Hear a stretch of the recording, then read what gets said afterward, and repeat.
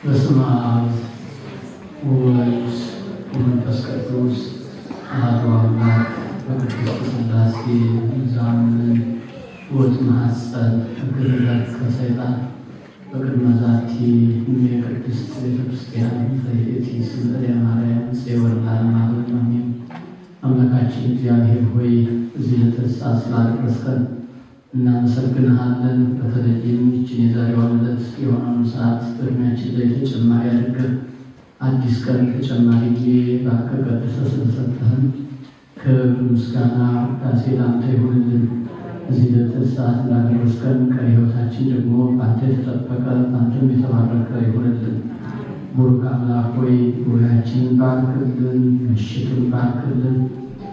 ደግሞ ሕይወት እውነት መድኃኒት የሆነውን ቅዱስ ቃልህን እንድንማር አእምሮ ልቡናችን እንድታበራልን እንለምንሃለን።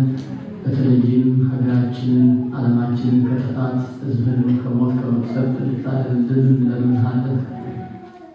በአሁንም በዓለ ፍስሐ ወሐሴት በዓለ በረከት አድርግልን። አሜን። አቡነ ዘበሰማያት አባታችን ሆይ በሰማያት የምትኖር ስምህ ይቀደስ፣ መንግሥትህ ትምጣ፣ ፈቃድህ በሰማይ እንደሆነች እንዲሁም በምድር ትሁን። የዕለት እንጀራችንን ስጠን ዛሬ፣ በደላችንን ይቅር በለን እኛም ይቅር እንደምንል፣ አቤቱ ወደ ፈተና አታግባን ከክፉ ሁሉ አድነን እንጂ መንግሥት ያንተ ናትና ኃይል፣ ክብር፣ ምስጋናም ለዘላለሙ አሜን።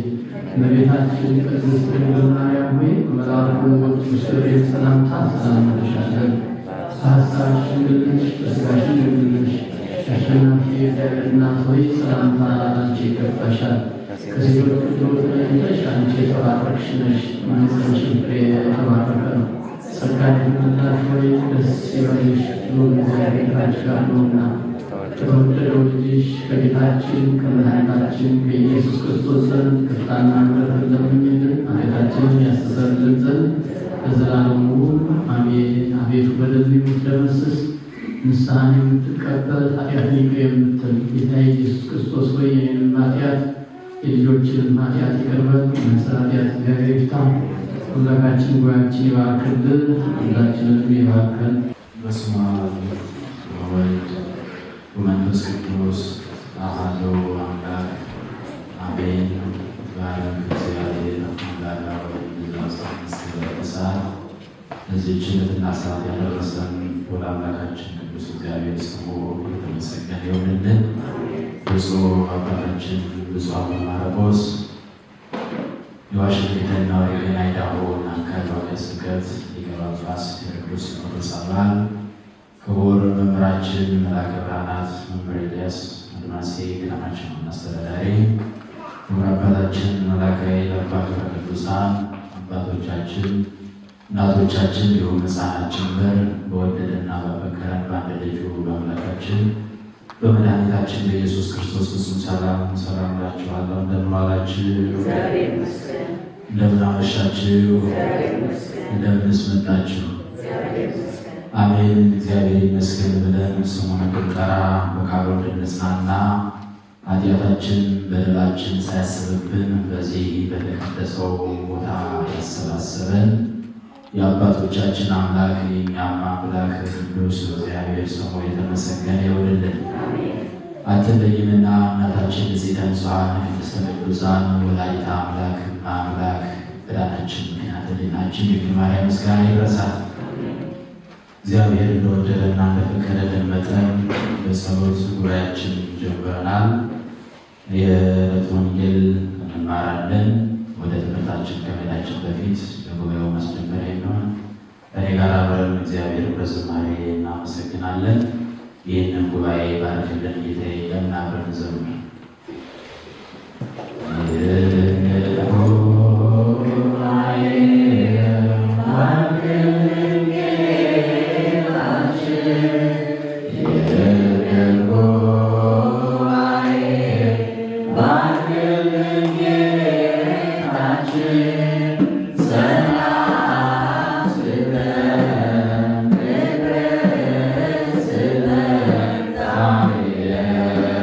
Amen.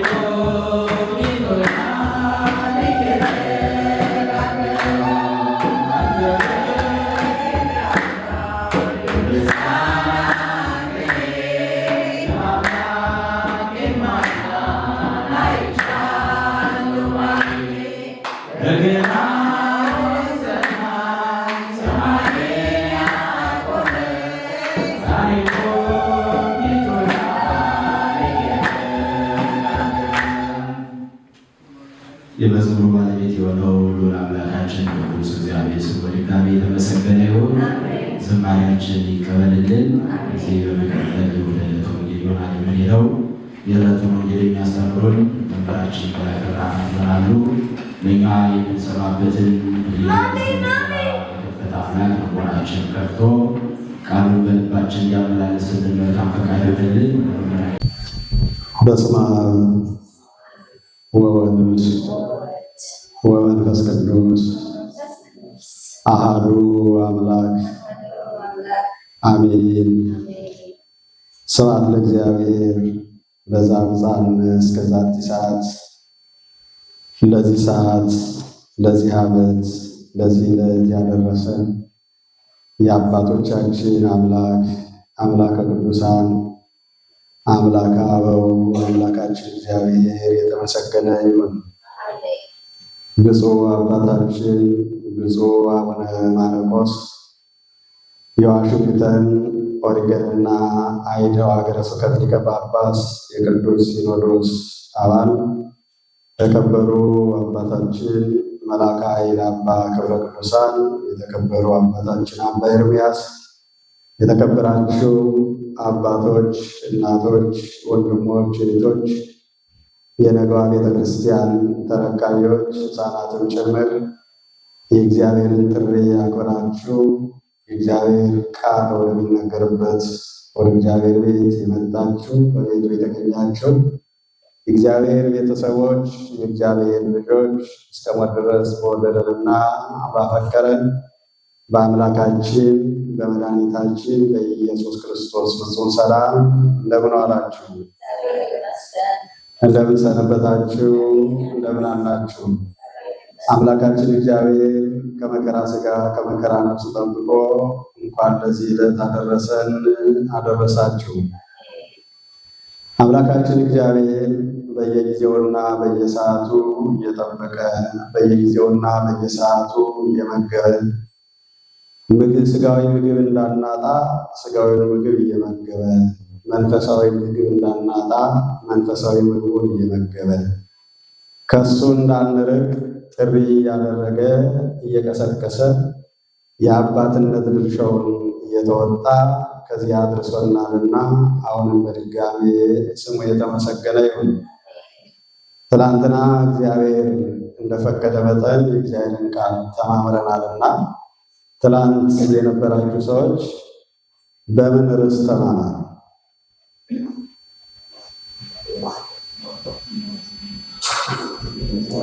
ብዙ ሰዎች ነበራችሁ። ትላንት የተማማርንበት የትምህርት ርዕስ ምን ይል ነበር?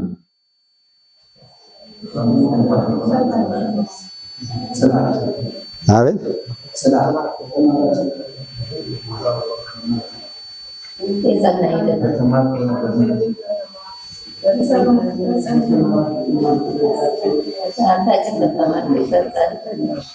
መልካም።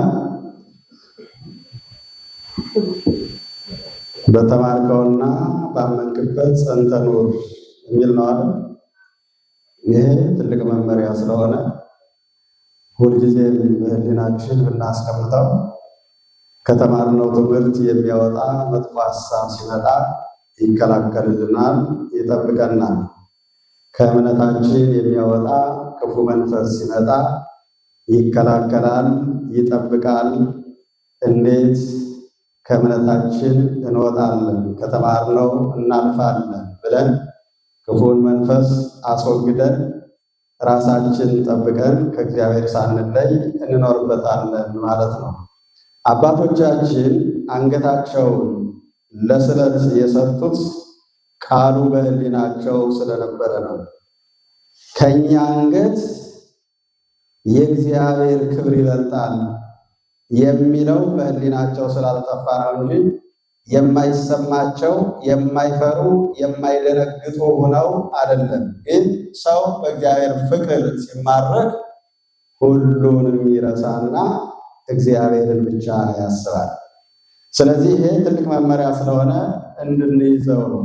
ዋና ወደዚህ መምጣታችንና መማራችን መሰብሰባችን የሚጠቅመን በተማርነው ትምህርት የህይወት ለውጥ የምናመጣ ከሆነ ብቻ ነው። ከዚያ ውጭ ጉባኤ ስላለ ስለመጣን ብቻ የምናተርፈው ትርፍ አይኖርምና እንድናስታውሰው ለማለት ነው። ዛሬ ደግሞ እግዚአብሔር እንደወደደና እንደፈቀደ መጠን የምንማማርበት የትምህርት ርዕስ እግዚአብሔር ከኛ ጋር ከሆነ ይህ ሁሉ ነገር ለምን ደረሰብኝ በሚል የትምህርት ርዕስ እንደ እግዚአብሔር ቅዱስ ፈቃድ ነገረ እግዚአብሔርን እንማማራለን። ለማአሎ እግዚአብሔር ምስሌነ ለምንት ረከበተነ ኩላ ዛቲ ኪት። እግዚአብሔር ከኛ ጋር ከሆነ ይህ ሁሉ ነገር ለምን ደረሰብን? ይህ የዓለም ጥያቄ ነው። ሁልጊዜ የምንጠይቀው ሁልጊዜ የምንናገረው ሁልጊዜ የምናወርደው ጥያቄ ነው። ይህን ሐሳብ ይህን ጥያቄ ያቀረበው አንድ ታላቅ የእስራኤል መስፍን ነው። ያ መስፍን ዛሬ የዕረፍቱ መታሰቢያ ቀን ነው። ወገኖቹን ከጽኑ ጭቆና ያወጣ፣ ከሚያሰቅቅ ባርነት ያወጣ ታማኝ የሆነ የታመነ እግዚአብሔር ኃይሉን የገለጸበት ታላቅ ሰው ነው። እሱ ጌዲዮን ይባላል። ጌዲዮን ማለት የእግዚአብሔር ኃይል ማለት ነው ይላል የቃሉ ትርጓሜና ይህን የምንማማርበትን ርዕስ የምናገኘው በመጽሐፈ መሳፍንት ምዕራፍ 6 ቁጥር 13 ላይ ነው ማለት ነው። መጽሐፈ መሳፍንት ምዕራፍ 6 ቁጥር 13 እግዚአብሔር ከእኛ ጋር ከሆነ ለምን ይህ ሁሉ መከራ ደረሰብን? ለምን ይህ ሁሉ ነገር አገኘ? አባቶቻችን ትናንትና በግብፅ እግዚአብሔር ተአምር ያደርጋል ይሉን ነበረ። አሁን ግን ያ ተአምር የለም። ትናንት በአባቶቻችን ዘመን እግዚአብሔር ከነሱ ጋር ነበረ። ባሕር ከፍሎላቸዋል፣ ጠላት ገድሎላቸዋል፣ ከነሱ ጋር ሆኖ መንገድ መርጧቸዋል። አሁን ግን ይህ ሁሉ መከራ ሲደርስብን እግዚአብሔር ከኛ ጋር ቢሆን ኖሮ ይህ ሁሉ አይደርስብንም ነበር አለ። አሁን ዓለም የሚጠይቀው ጥያቄ ነው ማለት ነው። ግን እግዚአብሔር ከኛ ተለይቶ አያውቅም። እግዚአብሔር ከኛ ቢለይ ኖሮ ከዚህ የከፋ ከዚህ የበለጠ መከራ ይደርስብን ነበር። በጭራሽም ዘራችን አይገኝም ነበር። እንደ ሰዎች እቅድ፣ እንደ ሰዎች ጭካኔ፣ እንደ ሰዎች አሰራር እግዚአብሔር ባይጠብቀን ባይረዳን ኖሮ ከዚህ መድረስ አንችልም ነበር። እግዚአብሔር እንዴት እንደሚረዳን በኋላ እናየዋለን። ይሄ የዓለሙ ጥያቄ ነው። ጌዲዮን ይህን ያለበት የራሱ የሆነ ምክንያት አለው። በዚያ ዘመን ጌዲዮን በነበረበት ዘመን እስራኤላውያን እጅግ በጣም የተደራረበ ግፍ ይደርስባቸው ነበረ። የሚገርመው ነገር ከዚያ በፊት እስራኤላውያን የታፈሩ፣ የተከበሩ፣ የተፈሩ ሰዎች ናቸው። በቁጥር ትንሾች ናቸው፣ ግን ኃይላቸው እግዚአብሔር ስለነበረ በቁጥር የሚበዙ አሕዛብን አሸንፈው አስፈርተው አንበርክከው ታፍረው ተከብረው ይኖሩ ነበረ። አጠቃላይ የአሕዛብን ከተማ ወርሰው የአሕዛብን አገር ወርሰው ይኖሩ ነበረ። ግን የሰው ልጅ ከችግሩ ከወጣ በኋላ ከተደረገለት በኋላ የመጣበትንና ችግሩን ረስቶ ይዘናጋና የረዳውን እግዚአብሔርን ይረሳና ወደ አልተፈቀደ ወደሚያጠፈው ክብሩንና ኃይሉን ወደሚያስወስድበት ወደ ክፉ ሥራ ስለሚገባ ያን ከግብፅ ያወጣቸውን አባቶቻቸውን በክብር ወደ ሀገራቸው ያስገባውን እግዚአብሔርን ትተው የማይረባቸውን የማይጠቅማቸውን ጣዖት ማምለክ ጀመሩ ይላል። ያን ጊዜ ነበረ እግዚአብሔር ከነሱ ተለይቶ ለክፉዎች አሳልፎ የሰጣቸው። ጣዖት ማምለክ ጀመሩ። ፈጽመው እግዚአብሔርን የረሱበት ዘመን ብሎ መጽሐፍ ቅዱስ ይገልጸዋል። በዚህ በዘመነ መሳፍንት እግዚአብሔርን ፈጽመው የረሱበት ዘመን ብሎ ነቢየ እግዚአብሔር ሕዝቅኤል ይናገራል። እስራኤላውያን በባህሪያቸው ተለዋዋጭ ጸባይ አላቸው። ትንሽ በልተው ሲጠግቡ፣ ጠጥተው ሲረኩ እግዚአብሔርን ረስተው ሌላ አምልኮ ይፈልጋሉ። ችግር ሲመጣባቸው ደግሞ እግዚአብሔር ትዝ ይላቸዋል፣ ይመለሳሉ። በዚህ በዘመነ መሳፍንት ግን በሙሉ እግዚአብሔርን ረስተው ትተው ለ14 ዓመታት ጣዖት ያመልኩ ነበርና እግዚአብሔር ታግሶ ከዚያ በኋላ አቅማቸውን የሚያሳውቅ ፈተና አመጣባቸው። የምድያም ሰዎች በእስራኤል ላይ ተነሱባቸው ይላል። ከተነሱባቸው በኋላ ወደ ሀገራቸው መጡ። ብዙ ግፍ ፈጸሙባቸው። የሚገርመው ነገር ይህን የመጽሐፍ ቅዱስ ክፍል እኔ ስማረውም ሳነበው ሰው ይህን ያህል ጨካኝ ነው ወይ ይል ነበረ። ምክንያቱም በእኛ ዘመን በሀገራችን ታይቶ ተሰርቶ ተደርጎ አይቸው ስለማላውቅ እንዴት ሰው ቢጨክን ይህን ያህል ይጨክናል የሚል ሀሳብ በህሊና ይወጣ ይወርድ ነበር። አሁን ግን በዘመናችን እየተደረገ ስለሆነ ለካ የሰው መልካምነት ደግነት የለውም፣ ጊዜ ያልገጥመው ሁኔታ አልመቻችለት ብሎ እንጂ የማይሰራው ክፋት የለም እልል አድርጎኛል ማለት ነው። አሁን በእስራኤል የደረሰው በእኛ ላይ እየደረሰ ስለሆነ እና ምንድነው የሚያደርጉት? እስራኤላውያን መጠቃታቸውን አውቀው መድከማቸውን አውቀው ለምድያማውያን ይገብሩላቸዋል። ወርቁን ብሩን ይገብራሉ። ግን እየገበሩ እንዲኖሩ አልፈቀዱላቸውም። ምንድነው ያደረጉት? በመከር ጊዜ አዝመረው በሚዘራበት ጊዜ ከብቶቻቸውን ነርተው አምጥተው ቡቃያቸውን ያበሉባቸዋል። ለከብት የደረሰውን ያበላሉ፣ ገና የሚበቅለውን ያስጠቀጥቁባቸዋል።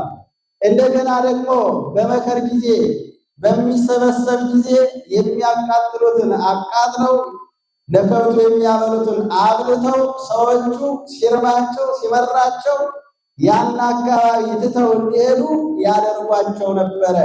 በዚህ ሁኔታ ብዙ ዘመናትንና ረጅም ወራትን ካሳለፉ በኋላ እግዚአብሔር እስራኤልን ሊታደግ ስለፈለገ ጌዲዮን የተባለውን መስፍን አስነሳ። ጌዲዮን በነበረበት ጊዜ ይሄ ፈተና ስለነበረ የራሱን አዝመራ ተደብቆ ወይም ተሰውሮ የስንዴ ነዶ ወስዶ በበረሃ ላይ እያሻሸ ሳለ በከብት እንግዲህ ማሄድ ስላልቻለ ማለት ነው። አውድማ አውጥቶ ከብት ሰብስቦ መውቃትና ማሄድ ምርቱን ወደ ቤቱ ማስገባት ስላልቻለ አንዲት ነዶ ወስዶ ለመብላት በረሃ ላይ በእጁ እያሸ ሳለ የእግዚአብሔር መልአክ መጣና ሰላም ለከ ኦ ጌዲዮን ጽኑዕ ኃይል እግዚአብሔር ምስሌከ አለ። አንተ ኃያል ጌዲዮን ሆይ ሰላም ላንተ ይሁን፣ እግዚአብሔር ካንተ ጋር ነው አለ። ይህ ሐሳብ ነበር ጥያቄ ያመጣበት። አንደኛ ያን ጊዜ በጌዲዮን ዘመን ሰላም አልነበረም። ሰላሙ ተወስዶበት የእስራኤል ኃይል ተወስዶ እስራኤል ፈርተው በየጓዳው በየጎድጓዳው በየዋሻውና በየፍርክታው ተነክተው አሁን ሊያጠፉን ነው፣ አሁን ሊገሉን ነው በሚል ፍርሃት ወርቀው ይቸገሩ በነበረበት ጊዜ ረሃብ መቋቋም አይቻልምና ጌዲዮንም እንዲሁ ፈርቶ ግን ደግሞ ረሃብ ስለሆነ የስንዴ ነዶ ወስዶ በእጁ እያሸሳለ ይሄን ቃል ሰማ። እግዚአብሔር ምስሌከ አለ። አሁን በእነሱ ሐሳብ እግዚአብሔር ትቶናል፣ ረስቶናል ወይም የለም ብለው ደምድመዋል። ምክንያቱም የተደራረበ ግፍ ይደረግባቸው ስለነበረ ብዙ መከራ ያዩ ስለነበረ ይህን ሁሉ መከራ ሲያደርሱብን እግዚአብሔር ምን እየሰራ ነው? ወዴት አለ? ምን እያደረገ ነው? በአባቶቻችን ዘመን የነበረው እግዚአብሔር አሁን የት ሄደ? ስራውን አቆመ? የት አለ ብለው የሚያድነን የለም ብለው ተስፋ ቆርጠው ነበርና ሰላም ላንተ ይሁን እግዚአብሔር ካንተ ጋራ ነው ሲለው እንዲህ አለ ጌዲዮን ለማሎ እግዚአብሔር ምስሌነ ለምንት ረከበተን ዛቲ እኪት፣ እግዚአብሔር ከኛ ጋራ ከሆነ የሁሉ መከራ ለምን ደረሰብኝ? እግዚአብሔር እንዴት ካንተ ጋራ ነው ትለኛለህ? ለመሆኑ አንተ ማን ነህ? ስለ እግዚአብሔር የምትናገር እግዚአብሔር ካንተ ጋራ ነው የምትለኝ አንተ ማን ነህ? እግዚአብሔር ከኛ ጋር ቢሆንማ ይህ ሁሉ መከራ፣ ይህ ሁሉ ፈተና፣ ይህ ሁሉ ችግር፣ ይህ ሁሉ ረሃብ፣ ስቃይ፣ ግፍ ሲደርስብን፣ ጎልማሶቻችን ሲገደሉ፣ ደናግሎቻችን ሲደፈሩ፣ እናቶቻችን ዓይናቸው እያየ ልጆቻቸው ሲገደሉ፣ ደማቸው ሲፈስ፣ ሀብታችን ንብረታችን ሲወረስ፣ ይህ ሁሉ መከራ ሲደርስብን እግዚአብሔር ቢኖር ኑሮ ለምን ዝም አለ? በአባቶቻችን ጊዜ እግዚአብሔር በየቀኑና በየደቂቃው በየሰዓቱ ታምር ያደርጋል ይሉን ነበር። ዛሬ ግን እግዚአብሔር የለም። ከባድ ነው። ሰው ከዚህ ደረጃ ላይ ሲደርስ በጣም ከባድ ነው። እግዚአብሔር አይረዳኝም፣ እግዚአብሔር የለም ትቶኛል ብሎ ከዚህ ደረጃ ላይ ከደረሰ ተስፋ ከቆረጠ በጣም ከባድ ነው ማለት ነው። ግን ደግሞ እግዚአብሔር የሚመጣው በዚያ ሰዓት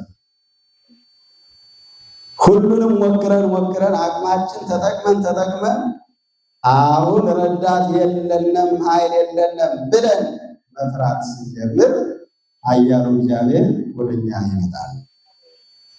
ከዚያ በኋላ የለም ግድ የለም እግዚአብሔር አለ።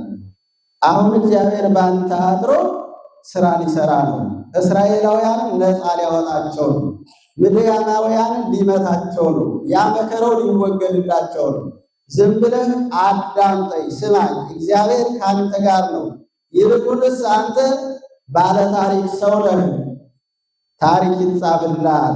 እግዚአብሔር በአንተ አድሮ ስራ ሊሰራ መርጧል ፈልጓልና የእግዚአብሔርን ትእዛዝ ተቀበል፣ አትፍራ አለ። ይህን እያለ ሁሉ ጌዴዎን አላመነም። ትክክል ከእግዚአብሔር የመጣ ሰው ከሆን ወይም መልአክ ከሆን አንድ ነገር ላድርግ አለ። ማመን በነገራችን ላይ ጥሩ ነው። አማኝ መሆን የእግዚአብሔር ድምፅ ከሆነ መስዋዕት ልሰዋና የሰዋሁትን መስዋዕት እግዚአብሔር ከተቀበለልኝ በትክክልም አንተ የእግዚአብሔር መልእክተኛ ነህ፣ እግዚአብሔር እኛን ሊጎበኘን ፈልጓል ማለት ነው። ይህን ሳላደርግ ግን ያንተ ቃል ሰምቼ ከምድያም ጋር አልገጥምም። አያችሁ፣ መልአኩ ግን ተልኮ ስለመጣ የጌዴዎንን ሐሳብ ተቀበለ። ግድ የለም ያልከውን ሁሉ ማድረግ ትችላለህ፣ ሂድና የወደድከውንና የመረጥከውን መስዋዕት ሰዋ። ከዚያ በኋላ እንዲህ አለ ጌዴዎን፣ ተመልሼ እስከምመጣ ከዚህ ቆየኛል።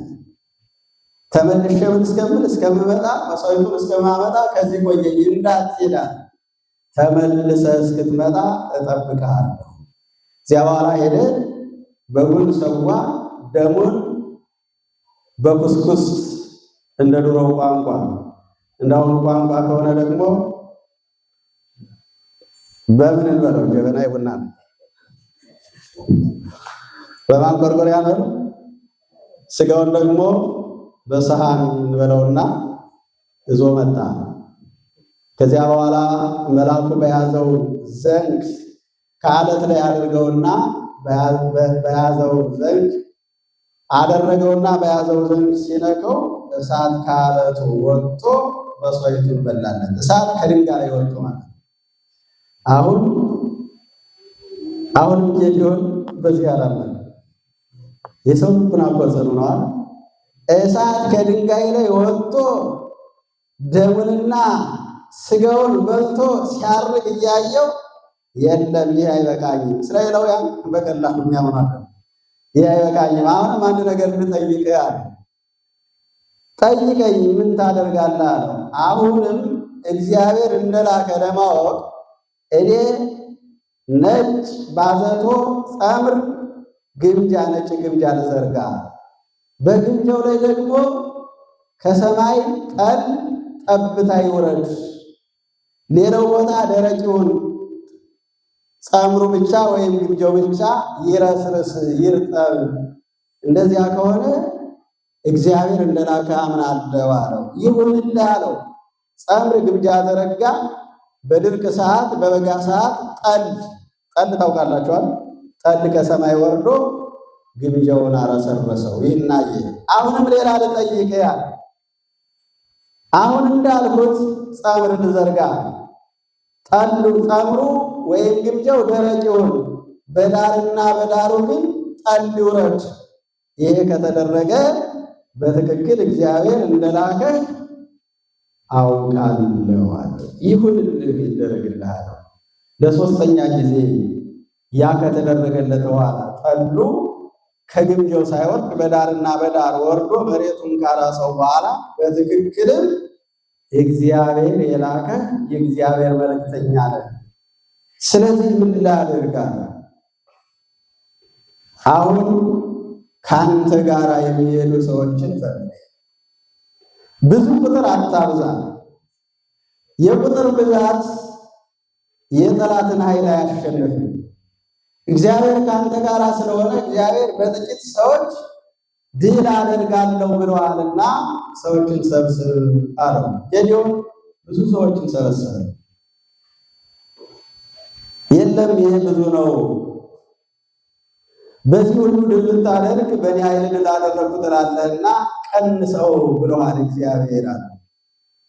እንዴት አድርጌ ልቀንሰው አለ። የፈራ ይመለስ ብለህ አዋጅ ተናገርና ያን ጊዜ ተገዶ የመጣው በፍርሃት የመጣው ሴት ሊሉኝ ነው ብሎ በወኔ የመጣው ከተፈቀደለት ይመለሳል። ይህን አዋጅ ተናገር ተባለ። ሲናገር ወደ 1000 ሰው ተመለሰ ይላል። ሌላ ብዙ ሰው ነበረ። አሁን ቀንስ።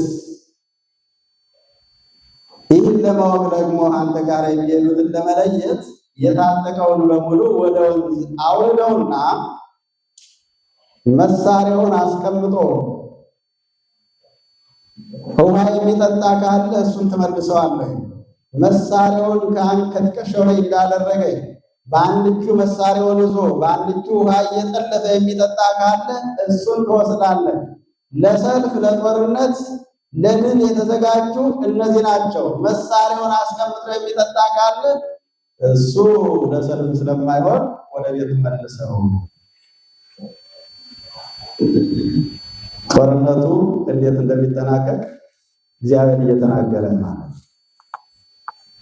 ከዚያ በኋላ አውርዶ ሲፈትናቸው መሳሪያቸውን በትከሻቸው በአንድ እጃቸው እንደያዙ በእጃቸው እየጠለፉ የጠጡት 300 ሰዎች ብቻ ሆነው ተገኙ። ሌላው መሳሪያውን አስቀምጦ አይጠጣ ነበር። መሳሪያ አስቀምጦ ማጠጣት ይቻላል? መሳሪያን ወይም አለመያዝ ነው። ከያዙ ደግሞ ተጠንቅቆ መያዝ ያስፈልጋል። ወይም አልነካካም ብሎ ወደ መሳሪያ አለመቅረብ ነው። ከቀረበ ግን መሳሪያ የያዘ ሰው ጊዜ መሳሪያውን ከእጁ ማውረድም መልቀቅም የለበትም በራሱ መሳሪያ ስለሚመት። ስለዚህ እነዚህ ስለማይሆኑ ይመለሱ ተባሉ። 300 ሰዎች ብቻ ቀሩ። አሁንም ስትሄድ ዝም ብለህ አትሄድም። እነዚህ 300ዎቹን 100ውን በአንድ ቦታ 100ውን በአንድ ቦታ 100ውን በአንድ ቦታ አድርጋቸውና እነዚህ 300ዎቹ ሁሉ መብራት ያዙ፣ ፋኖስ ያዙ። እንደገና ደግሞ የሚፈነዳ ነገር እንደ ሮኬት አይነት ያለ ያዙ።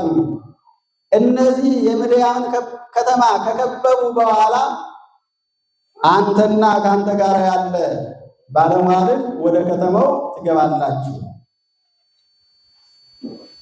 ያን ጊዜ ወደ ከተማው ገብታችሁ ኩናት ዘጌዴዎን ኃይል ዘእግዚአብሔር ብለህ ስትናገር 300ውን በአንድ ጊዜ መብራቱን ያብሩት፣ ያን የሚፈነዳውን ሮኬቱንም ያፈንዱት፣ ውካታና ድንፋታ ያሰሙ። ምድያማውያን ያንን አይተው ከአንድ ሰው ላይ ሳይተኩሱ ከተማቸውን ትተውት ይወጣሉ። አንተ ከተማውን ትረከባለህ። እዚያ በኋላ እንደተባለው ጌዴዎን 300ውንም በየቦታው አሰማራና እኔ ወደ ከተማ ገብቼ ድምፅ ሳሰማ መብራቱን ታበራላችሁ፣ ውካታ ታሰማላችሁ፣ ፍንዳታውን ታፈነዳላችሁ፣ በዚያ መሰረት ከተማውን እንቆጣጠራለን ብሎ ወደ ከተማው ገብቶ ሲናገር ሁሉም አንድ ጊዜ መብራታቸውን ሲያበሩ ያን ሮኬቱን ሲያፈነዱት እንደገና ደግሞ የጌዴዎን ጦር ነው የእግዚአብሔር ኃይል ነው ብለው ሲናገሩ ምድያማውያን መብራቱ ይህን ያህል የበዛ ውካታው ይህን ያህል የበዛ ሰራዊቱማ ምን ያህል ይሆናል ብለው በ300 ሰዎች አንድ መሳሪያ ሳይተኩሱ ከተማቸውን ትተው ሄዱላቸው። ከተማውን ተረከቡ፣ ነፃ ወጡ ይላል። እግዚአብሔር ምንጊዜም ከኛ ጋር ነው። እግዚአብሔር ከኛ ጋር እያለ ፈተናው የሚበዛ ስለ እውነቱ ነገር ነው። አንደኛው በዚህ ፈተና ውስጥ ወደ እግዚአብሔር መንግሥት የሚጠሩ ለክብር የሚበቁ ታላላቅ ሰዎች ስለሚኖሩ እነሱን የሚሰበስብበት መንገድ ነው። ሁለተኛው ደግሞ እያታለሉ የሚኖሩ በፈተና የሚለዩ ከእግዚአብሔር አንድነት የሚሆኑ ሰዎችም ካሉ እንዲለዩ ነው። ሌላው ፈተና አስተማሪ ስለሆነ አቅማችን ስለሚያሳውቀን ምንጊዜም ከእግዚአብሔር ጋር እንድንኖር የእኛ ኃይል እንደማያኖረን በእኛ ኃይል መኖር እንደማንችል ሊያስተምረን እግዚአብሔር ፈተና ያመጣል እንጂ እግዚአብሔር ከኛ ተለይቶ አያውቅም። እግዚአብሔር ከኛ ቢለይ ኖሮ እስካሁን ድረስ በምድር የሚኖር ሰው አልነበረም። ሰው ጨካኝ ስለሆነ እግዚአብሔር ከሰዎች ጋር ባይሆን ኑሮ እስራኤላውያን ከግብፅ መውጣት አይችሉም ነበር። እግዚአብሔር ጋር ከሰዎች ጋር ባይኖር ኑሮ እስራኤል 70 ዘመን በባቢሎን ሲኖሩ ዘራቸው አይተርፍም ነበር። እግዚአብሔር ከሰዎች ጋር ባይኖር ኑሮ በአርጤክስስ ዘመን እስራኤላውያን በ29ኙ ከተማ በአንድ ቀን እንዲጠፉ ሲታወጅ የሚተርፍ ሰው አልነበረም። እግዚአብሔር ከነሱ ጋር ስለነበረ ያን እንዲጠፉ የታወጀውን አዋጅ በሕይወት እንዲኖሩ አስለውጧል። እግዚአብሔር ከሰዎች ጋር ባይኖር ኑሮ 3 ደቂቅ ከእሳት ባልወጡ ነበር። እግዚአብሔር ከሰዎች ጋር ባይኖር ኑሮ ዳንኤል ከአንበሳ ጉድጓድ ባልወጣም ነበር። እግዚአብሔር ከሰዎች ጋር ባይሰራ ኑሮ እነ መርዶክዮስ በተዘጋጀላቸው መስቀል በተሰቀሉ ነበር። እግዚአብሔር ከሰዎች ጋር ባይኖር ኑሮ እነ ሙሴ በወደቁበት ምድረ በዳ አውሬ በልቷቸው በቀረ ነበረ። እግዚአብሔር ከሰዎች ጋር ባይኖር ኑሮ ዳንኤል የሚበላው አጥቶ በአንበሳ ጉድጓድ ሞቶ በቀረ ነበር። እግዚአብሔር ከኛ ጋር ያልኖረበትና የማይኖርበት ያልሰራበትና የማይሰራበት ጊዜ የለም። ታዲያ እንዲህ ከሆነ ለምን መከራ በዛብን? ለምን ይህን ሁሉ መከራ እናያለን? ካል ስለ ክፋታችን ነው መከራ በዛ። ያንም በኋላ በመጨረሻ እናየዋለን። ነቢየ እግዚአብሔር ዳዊት ይህን ጥያቄ ጠይቋል። ለምን እግዚኦ ቆምከ ብርሁቅ ይላል። ይሰማችኋል? አቤቱ ለምን ርቀህ ቆምክ? እግዚአብሔር ርቆ ቆሞ ያውቃል? እግዚአብሔር ለእያንዳንዳችን ቅርብ ነው። ለምን? እግዚአብሔር በየትኛውም ዓለም ስላለ አይደለም። ለሰውነታችን በህሊናችን ውስጥ ያለ ህሊናችን የሚመራ የሚቆጣጠር አምላክ ነው። ግን ነቢየ እግዚአብሔር ዳዊት እንዳሁኑ መከራው ስለጸናበት አንዱን ጠላት ሲያልፍ ሌላ ጠላት እየተነሳ ስላስቸገረው ፈተናዎቹ ስለበዙ ለምን ርቀህ ቆምክ? ወትትየወር በጊዜ መንዳዬ በመከራዬ ጊዜ ቸል ትለኛለህ። አላየኸኝም፣ አልተመለከትከኝም። ለምን ርቀህ ቆመሃል?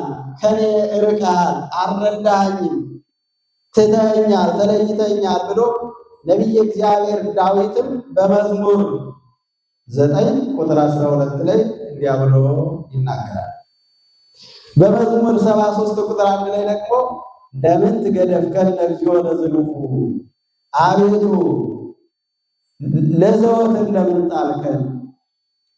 ወተማይ ከማዕተከ ላዕለ አባጋ መሬትከ፣ በመንጋዎች ላይ ለምን ማዕትህን አመጣ ተቆጣ? ተዘከር ማኅበረከ ዘአቅደምከ ፈጢረ፣ አስቀድመህ የፈጠርከውን ማኅበርህን ወገንህን ተመልከት። ለምን ተውከን? ለምን ጣልከን? ብሎ ነቢየ እግዚአብሔር ዳዊት ይናገራል። ይህ ጥያቄ ትላንት የነበረ ዛሬ ያለ ነገር የሚቀጥል ጥያቄ ነው። ግን እግዚአብሔር ማንንም ጥሎ አያውቅም፣ ማንንም ረስቶ አያውቅም። እንዲያ ብሎ የጠየቀው ዳዊት በኋላ ንጉሠ ነገሥት ሆኖ አገርን መርቷል። ለ40 ዘመናት በዙፋን ተቀምጧል። እስራኤላውያንን መርቷቸዋል። ብዙ ተአምር ሰርቷል። ግን ዳዊት እንደተጣለ ነበር የሚሰማው። እንደተረሳ ነበር የሚሰማው። እግዚአብሔር እንደራቀው እንደተለየው እንደማይረዳው ነበር የሚሰማው። እግዚአብሔር ባይረዳው ኑሮ ዳዊት በሳኦል ጦር ይጠፋ ነበር። በረሃ ለበረሃ ሲንከራተት ከአንዱ በረሃ ወደ አንዱ በረሃ ሲሄድ አንዱን ጠላት ሲያልፍ ሌላ ጠላት ሲነሳበት እግዚአብሔር ከሱ ጋር ባይሆን ኑሮ እግዚአብሔር ባይረዳው ኑሮ ዳዊት ይጠፋ ነበር። እግዚአብሔር ስለረዳው ግን ጠላቱን አስወግዶ በጠላቱ ዙፋን ላይ ለ40 ዘመናት እንዲመራ አደረገው። የብዙዎቻችን ሕይወት እንደዚያ ነው።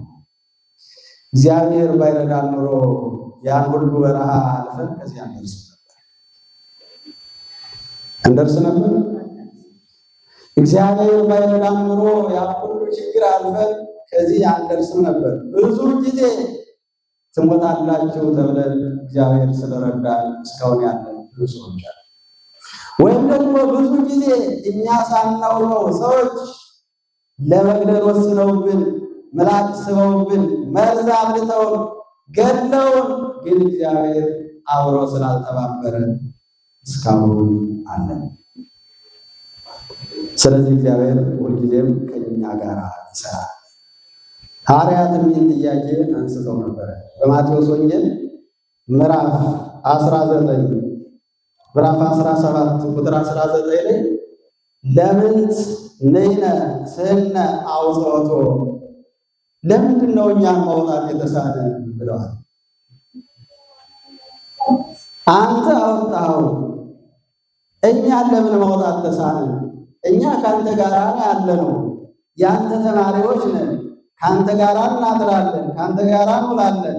አንተ አስተምረህናል፣ አንተ መክረህናል፣ አንተ ስልጣንን ጥበብን ሰጠህናል። ግን ለምን ይህንን ሰይጣን ወይም በሽታ ማውጣት ተሳነን? መልስ ተሰጥቷቸዋል። ስለ ሃይማኖታችሁ ምንድን ነው ያላቸው? ጉድለት ነው ማውጣት የተሳናችሁ። ለምንድን ነው ተስማምቶ መኖር ያቃተን? ለምንድን ነው ብዙ ደክመን ሀሳባችን ያላሟላ ነው? ለምንድን ነው የደከምንባቸው ልጆቻችን እኛ እንደፈለግነው ያልሆኑት?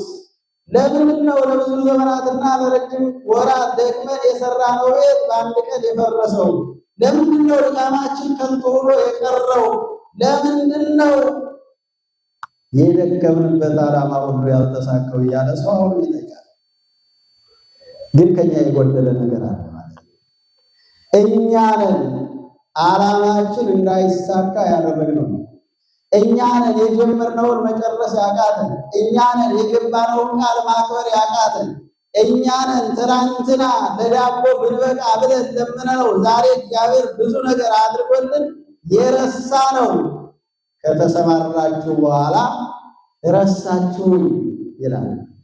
ምን ካላችሁ በኋላ? ከተሰማራችሁ በኋላ ረሳችሁኝ። እግዚአብሔር ብዙ ነገር አድርጎልን እኛ ግን የተደረገልን ሁሉ ረስተን አሁንም እግዚአብሔርን እንወቅሳለን፣ እንከሳለን። ራሳችን ማየት አቅቶናል፣ ተስቦናል። ስለዚህ መፍትሄው ችግሩ ከኛ ጋር ስለሆነ የራሳችን ችግር ማስወገድ ይኖርብናል። ወይም ደግሞ እንደ ጌዲዮን ያለ የቆረጠ ሰው ያስፈልጋል። ወገኖቹን ነፃ ለማውጣት የቆረጠ ለጥቅም ሳይሆን ለስልጣን ሳይሆን ብሞትም ብድንም እግዚአብሔር ልኮኛልና መሄድ አለብኝ ብሎ ዓላማ ይዞ ዓላማ ኑሮት የወገኖቹ መከራ፣ ችግር፣ ስደት፣ ስቃይ፣ ረሃብ፣ ግድያና መፈናቀል ያሳሰበው ዓላማ ያለው ሰው ያስፈልጋል። አሁን እግዚአብሔር ስራ የሚሰራበት ዓላማ ያለው ሰው አጥቷል። ስለዚህ ለማናገሩ እግዚአብሔር ነፃ ያወጣል። አሁን ምስጢር የሚጠብቅ ሰው የለም። አሁን አንድነትን የሚጠብቅ ሰው የለም። አሁን ለዓላማው የሚሞት ሰው የለም። በየሰዓቱና በየጊዜው የሚቀያየር ጸባይ ያለው ዛሬ የተናገረውን ረስቶ ሌላ ነገር የሚያስብ ራሱን አስቀድሞ በሌላው ደም ለመነገድ የሚያስብ ሰው ስላለ እግዚአብሔር ስራ የሚሰራበትና ወገኖቹን የሚያሻግርበት ሰው አጥቷል። እንደ ጌዲዮን ያለ ስለ ወገኖቹ መከራ እስከ ጠላቶቹ በር ድረስ የሚሄድ የጠላቶቹን በር አንኳኩቶ ጠላቶቹን ድል የሚያደርግ የእግዚአብሔርን ቃል የሚሸከም የእግዚአብሔርን ዓላማ ገንዘብ የሚያደርግ የእግዚአብሔርን ትእዛዝ የሚቀበል በእግዚአብሔር ኃይል የሚመራ እግዚአብሔርን የማይጠራጠር የማይጠራ ብዙ የማያወራ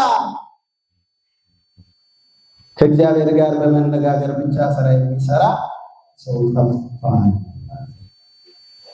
መከራው የበዛ በዚያ ወደ ወገኖች ማን ልላክ ብሏል እግዚአብሔር በኢሳይያስ ምዕራፍ 6 ቁጥር 10 ላይ ወደ ወገኖች ማን ልላክ? ማን ይላክ? ማን ነፃ ያወጣቸው? ማን ያስተምራቸው? ማን ይምራቸው? ማን ከችግር ያወጣቸው? ሁሉም ራሱን ደበቀ፣ አንገቱን ቀበረ። ማን ልላክ? ስለዚህ ሁላችንም ለምንድን ነው የሁሉ መከራ የደረሰብን? የሁሉ ግፍ ተፈጸመብን። የአምልኮ ቦታችን ተቃጠለ፣ ወገኖቻችን ታረዱ፣ በረሃብ ተሰቃዩ። በየጊዜው አሳዛኝ መከራ ይደርስብናል። እግዚአብሔር ረስቶናል፣ ትቶናል፣ ወይም ሃይማኖታችን እየተጠራጠር ነው። እግዚአብሔር የሚጠረጠር አምላክ አለ። የፈለገ ዓለም ያልክ እንኳ እግዚአብሔር የሚጠረጠር አምላክ አይደለም። ሰዎች እንኳ እግዚአብሔር የለም ቢሉ እግዚአብሔር እግዚአብሔርነቱን አይክድም ብሏል ቅዱስ ጳውሎስ። ይሰማችኋል? እግዚአብሔር ማድረግ የማይችለው አንድ ነገር አለ ብለዋል። እግዚአብሔር ማድረግ የማይችለው አለ የለም ማለት ግን አንድ መምህር ምን አሉ? እግዚአብሔር ማድረግ የማይችለው አንድ ነገር አለ ያለ።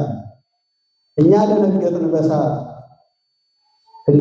እግዚአብሔር ማድረግ የማይችለው ነገር አለ፣ ለእግዚአብሔር የሚሳነው ነገር የለም ብለን ተምረን አስተምረን አምነን ጸንተን የኖርነው ምን አይነት ፈተና ችግር ሊያመጡብን ነው ብለን ስንጠይቅ እግዚአብሔር ማድረግ የማይችለው እግዚአብሔርነቱን አለመካድ ነው። አያችሁ፣ ሰው ሰውነቱን ይክዳል አይክድም? ይክዳል። ሴቱ ወንድ ነኝ ይላል፣ ወንዱ ሴት ነኝ ይላል። ስራውን ይክዳል፣ ዓላማውን ይክዳል፣ ሃይማኖቱን ይክዳል፣ አቅጣጫውን ይቀይራል። እግዚአብሔር ግን በየትኛውም ሁኔታ በየትኛውም ቦታ አማኝ ባይኖር እንኳን እግዚአብሔርነቱን አይክድም። ስለዚህ እግዚአብሔር ስራውን ይሰራል። በኤልያስ ዘመን እንዲሁ አሕዛብ ሰልጥነው እስራኤላውያን ተጠቅተው ነቢያት እየታረዱ አልቀው ኤልያስ ብቻውን ቀርቶ እኔ ብቻ ቀርቻለሁ፣ የኔንም ነፍስ ሊያጠፋት ይፈልጋሉና በምድር ከመኖር ይልቅ መሞት ይሻለኛልና ነፍሴን ውሰዳት ብሎ ጠየቀ ኤልያስ። ኤልያስ እንደሱ አትበል፣ አንተ የምታያቸው የሞቱትን ነቢያት ብቻ ነው፣ ወይም ደግሞ ለጣዖት የሚሰግዱትን ሰዎች ብቻ ነው። ለጣዖት ያልሰገዱ 70,000 ሰዎች ያስቀመጥኳቸው ሰዎች አሉ። ስለዚህ እግዚአብሔር ያዘጋጃቸው እግዚአብሔር ሰራዊት ወይም ደግሞ በመከራው የሚያልፉ እግዚአብሔር ለመንግስቱ የጠራቸው የመረጣቸው ብዙ ሰዎች ስላሉ ፈተናው ይበዛል። በዚያ ልንረዳው ያስፈልጋል። ምናልባት አብያተ ክርስቲያናቱ ሲቃጠሉ፣ ታቦታቱ ሲገፉ፣ ካህናቱ ሲታረዱ፣ ፈተና ሲመጣ ምዕመናን ከዋሉበት ማደር ካደሩበት መዋል ሲሳናቸው ሲያቅታቸው የእግዚአብሔርን ኃይል እንዳንጠራጠርና እንዳንጎዳ መጠንቀቅ ያስፈልጋል ማለት ነው። እግዚአብሔር ከፈለገ በደቂቃ ታሪክን መቀየር ይችላል። 215 ዘመን በመከራ የነበሩትን እስራኤላውያን በአንድ ጊዜ ጠላታቸውን ታምር አድርጎ እነሱን በኃይል ከፍሎ አሸንፏቸዋል። ለእግዚአብሔር የሚሳነው ነገር የለም የሚባለው በዚያ ነው። በነደደ እሳት ላይ ሆነው የሚዘምሩ አድርጓቸዋል። እግዚአብሔር የሚሳነው ነገር ስለሌለ እግዚአብሔር ስራ ይሰራል፣ ግን ወዳጆቹንና ጠላቶቹን የሚለይበት ፈተና ደግሞ የዘመናቱ ያመጣል፣ የጊዜያቱ ያመጣልና ያንን አውቀን ጸንተን እንድንኖር ይህን ማወቅ ያስፈልጋል ማለት ነው። በሌላ መንገድ እግዚአብሔር ለምን እንደማይሰማን የእግዚአብሔር ኢሳይያስ ይናገራል። እሱ እንዳልብላቸውና እሱን አብራርቼ ትምህርቴን እጨርሳለሁ። ትንቢተ ኢሳይያስ ምዕራፍ 59 ቁጥር 1 ጀምረን ስንመለከት እኛን የሚያስተምር ቃል አለ። አነበዋለሁ። በእውኑ የእግዚአብሔር እጅ ማዳን አትችልምን ይላል። በእውኑ የእግዚአብሔር እጅ ማዳን አትችልምን? ጆሮስ አይሰማምን? ነገር ግን በደላችሁ በእናንተና በእግዚአብሔር መካከል ለይታለች። በደላችሁ በእናንተና በእግዚአብሔር መካከል ለይታለች። ይቅርም እንዳይላችሁ ኃጢአታችሁ ፊቱን ከእናንተ ሰውሮታል። እጃችሁ በደም ጣቶቻችሁም በኃጢአት ተሞልተዋል። ከንፈሮቻችሁ አመፃን ተናግረዋል፣ ምላሳችሁም ኃጢአትን አሰምቷል። ጽድቅን የሚናገር በእውነትም የሚፈርድ የለም። በከንቱ ነገር ታምነዋል፣ የማይጠቅማቸውን ተናግረዋል። ኃጢአትን ጸንሰዋል፣ በደልንም ወልደዋል።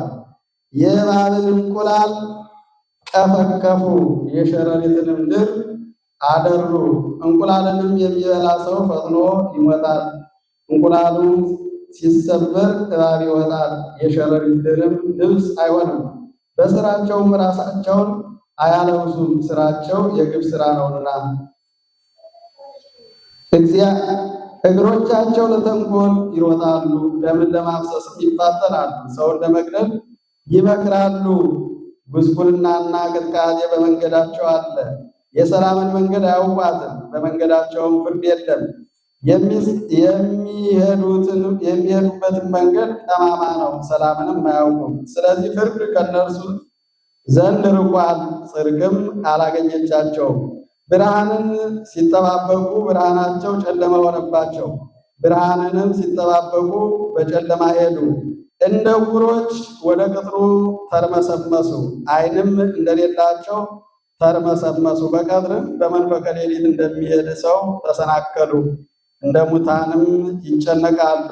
እንደ ልብና እንደ ርግብ በአንድነት ይሄዳሉ። ፍርድን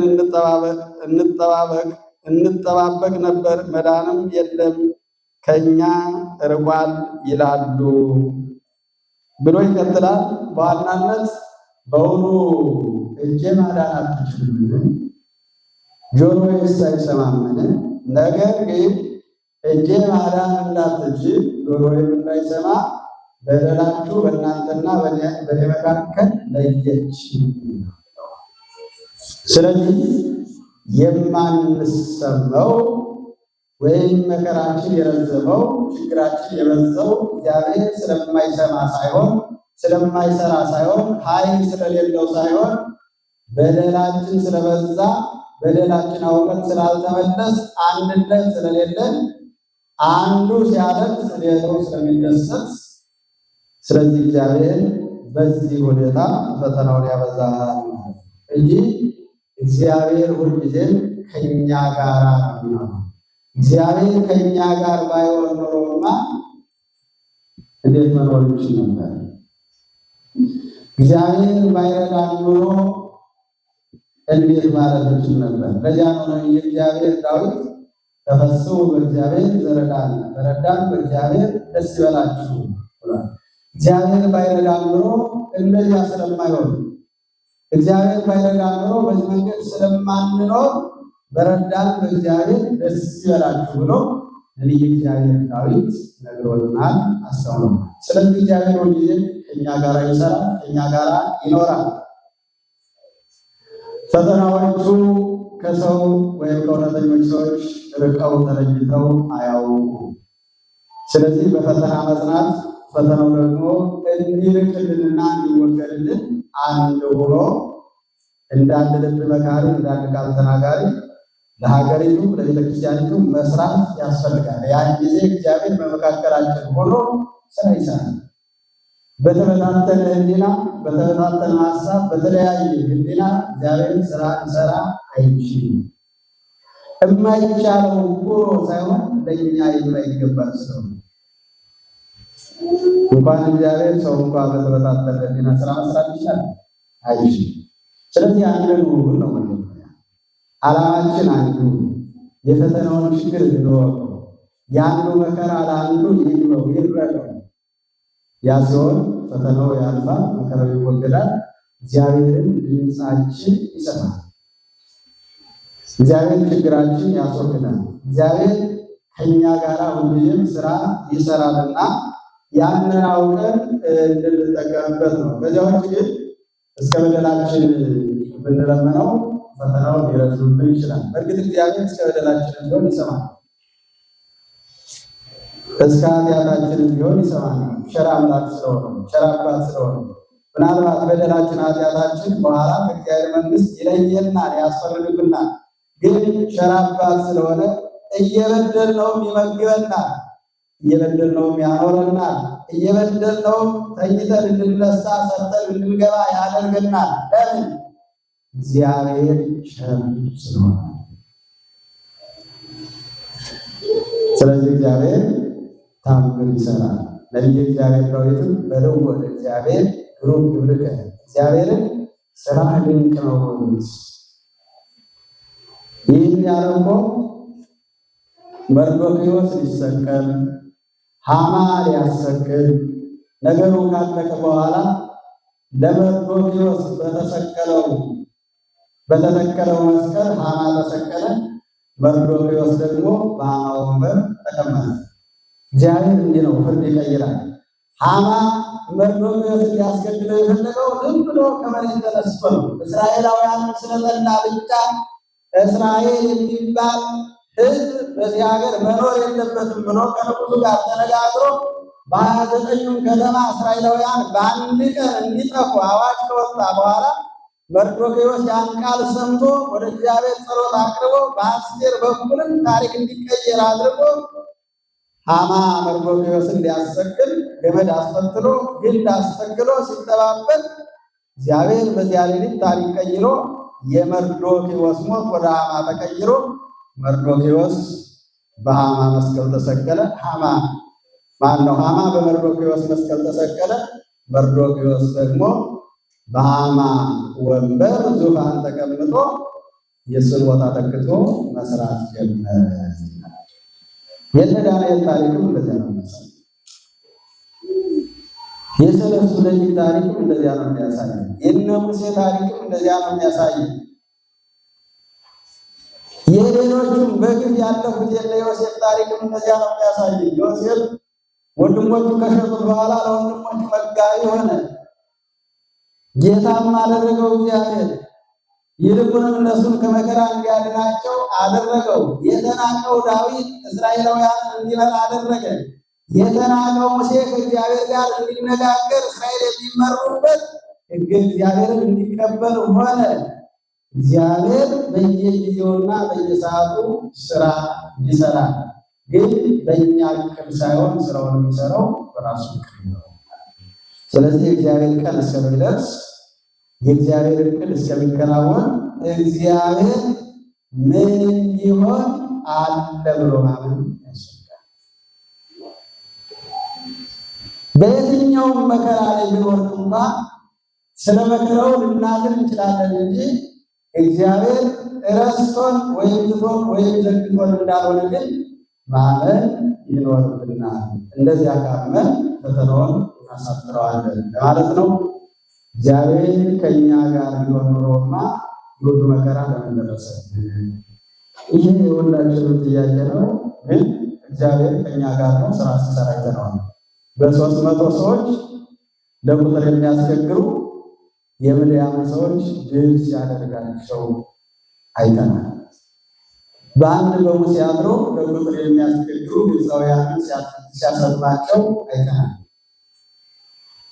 እግዚአብሔር በደካማ አድሮ ስራ ይሰራል። በሴቶች እያደረ ስራ ሲሰራ አይተነዋል። በዮዲት አድሮ እስራኤልን ያስጨነቁ አሕዛብን ሲያጠፋ አይተነዋል። እግዚአብሔር በደካሞች እያደረ ስራ ይሰራል። ግን ስራ የሚሰራበት ጊዜ ስላለው መታገስና መጸለይ እግዚአብሔርም እንዳለ በፍጹም ልቡና ማመን ያስፈልጋል እና እንዲህ እንድናምን እንዲህ እንድንሰራ አምላካችን እግዚአብሔር ማስተዋሉን ያድለን። ወስብሐት ለእግዚአብሔር።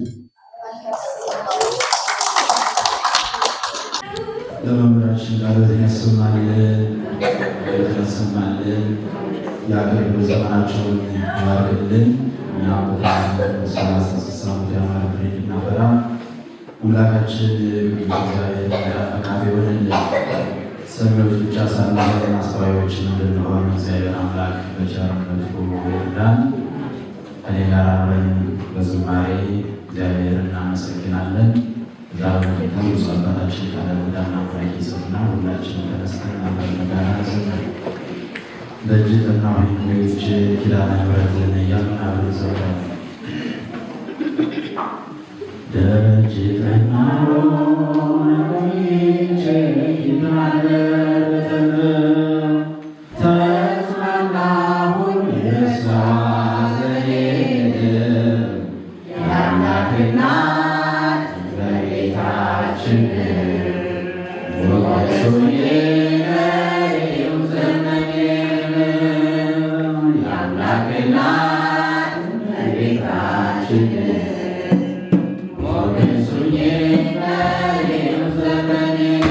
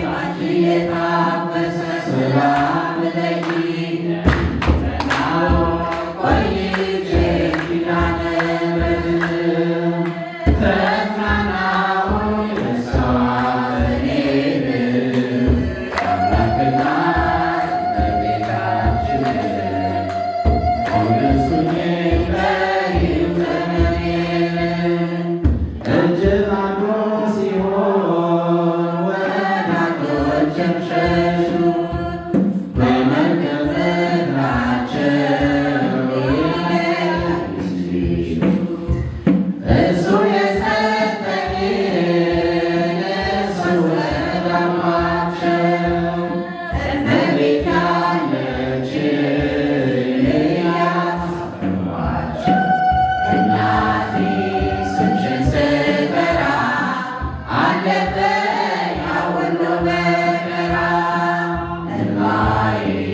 በፊትሽ ፈሰሰ እንብዬ ባንቺ የታበሰ ሰላም ለኪ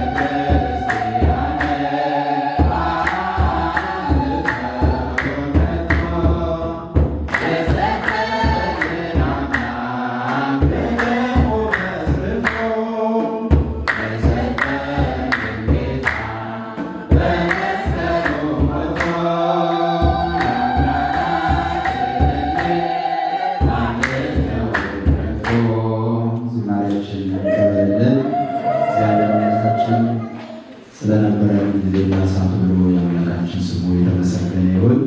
ወደ ሰውነታችን አምላካችን ሆይ ስለነበረን ጊዜ ሁሉ እናመሰግንሃለን። እንዲህ ባለ ሁኔታ ስለሰበሰብከን፣ በለመለመ መስክ በዕረፍት ውሃ ስላሰማራህን፣ እውነት ሕይወት መድኃኒት የሆነውን ቅዱስ ቃልህን ስላስተማርከን፣ በቅዱስ ቃልህ ስላጽናናህን፣ ስለባረከን ምስጋና ለተቀደሰው ስምህ ይሁንልን። ለመምህራችንም ቃልህን አሰማልን፣ በሕይወት በእምነት ጠብቅልን። እኛም በሰማነው ቃል በተማርነው ቃል ታንጸን በምግባር ተከናውነን በሃይማኖትም ጸንተን እንዳንተ ቅዱስ ፈቃድ ለመኖር እንድንችል ማስተዋሉን፣ ጥበቡን፣ ትዕግስቱን፣ ጽናቱን እንድታድለን ቅዱስ ፈቃድህ ይሁንልን። ለቃልህ ተግተው እየተጉ በፊትህ ደጅ የሚጠሩትን የልጆችህንም ትጋታቸውን፣ ጸሎታቸውን፣ አገልግሎታቸውን ውደድልን። ጸሎታቸውን ስማልን። ጸሎታቸውን ሰምተህ የሁላችንም የምሕረት ፊትህን እንድትመልስልን የምሕረት ድምፅህን እንድታሰማን እንለምንሃለን። ስለ አንተ ክብር ስለሆነ ስለ ወንጌል ፍቅር የሚበላውን ያቀረቡትን ልጆችን ሕይወታቸውን ባርክልን፣ አገልግሎታቸውን ውደድልን። የአገልግሎታቸው ዋጋ ከታይም አንተ ሁንልን። በዓሉን በዓለ ፍስሐ ወሐሴት ባለ በረከት እንድታደርግልን እንለምንሃለን። ምሽቱን ባርክልን። አሜን። አቡነ ዘበሰማያት አባታችን ሆይ በሰማያት የምትኖር ስምህ ይቀደስ፣ መንግሥትህ ትምጣ፣ ፈቃድህ በሰማይ እንደሆነች እንዲሁም በምድር ትሁን። የዕለት እንጀራችንን ስጠን ዛሬ፣ በደላችንን ይቅር በለን እኛ የበደሉንን ይቅር እንደምንል፣ አቤቱ ወደ ፈተና አታግባን ከክፉ ሁሉ አድነን እንጂ መንግሥት ያንተ ናትና፣ ኃይል፣ ክብር፣ ምስጋናም ለዘላለሙ አሜን። እመቤታችን ቅድስት ድንግል ማርያም ሆይ በመልአኩ ቅዱስ ገብርኤል ሰላምታ ሰላም እንልሻለን። ሐሳብሽ ድንግል ነሽ፣ ሥጋሽም ድንግል ነሽ። የአሸናፊ እግዚአብሔር እናት ሆይ ሰላምታ አንቺ ይገባሻል። ከሴቶች ሁሉ ተለይተሽ አንቺ የተባረክሽ ነሽ፣ የማኅፀንሽ ፍሬ የተባረከ ነው። ጸጋን የተመላሽ ሆይ ደስ ይበልሽ፣ ልዑል እግዚአብሔር ከአንቺ ጋር ነውና ከተወደደው ልጅሽ ከጌታችን ከመድኃኒታችን ከኢየሱስ ክርስቶስ ዘንድ ይቅርታና ምሕረትን ለምኝልን ኃጢአታችንን ያስተሰርይልን ዘንድ ለዘላለሙ አሜን። አቤቱ በደልን የምትደመስስ ንስሐን የምትቀበል ኃጢአትን ይቅር የምትል ጌታዬ ኢየሱስ ክርስቶስ ሆይ የእኔንም ኃጢአት የሌሎችንም ኃጢአት ይቅር በል። የማይሰራ ኃጢአት እግዚአብሔር ይፍታ። ቡሩካን ሁኑ፣ በሰላም ያሳድረን። ጉባኤው ነገም ይቀጥላል። የብዙ ገዛዙ ቀን አላለፈም ሆን ደግሞ ነገር መስሏል ማለት ነው። እኛ ልደትን የምናከብረው በልዩ ሞገስ፣ በልዩ ጉብት፣ በልዩ ክብር ነው የምናከብረው። እዚህ ሀገር ስሙን ሁሉ ቀያይረውታል። ለምሳሌ በሀገራችን የዚህ የክሪስማስ ብሬክ አይባልም። ትምህርት ቤት የልደት ሳምንት እረፍት ነበር የሚባል። ስፕሪንግ ብሬክም አይባልም፣ የፋሲካ እረፍት ነበር የሚባለው።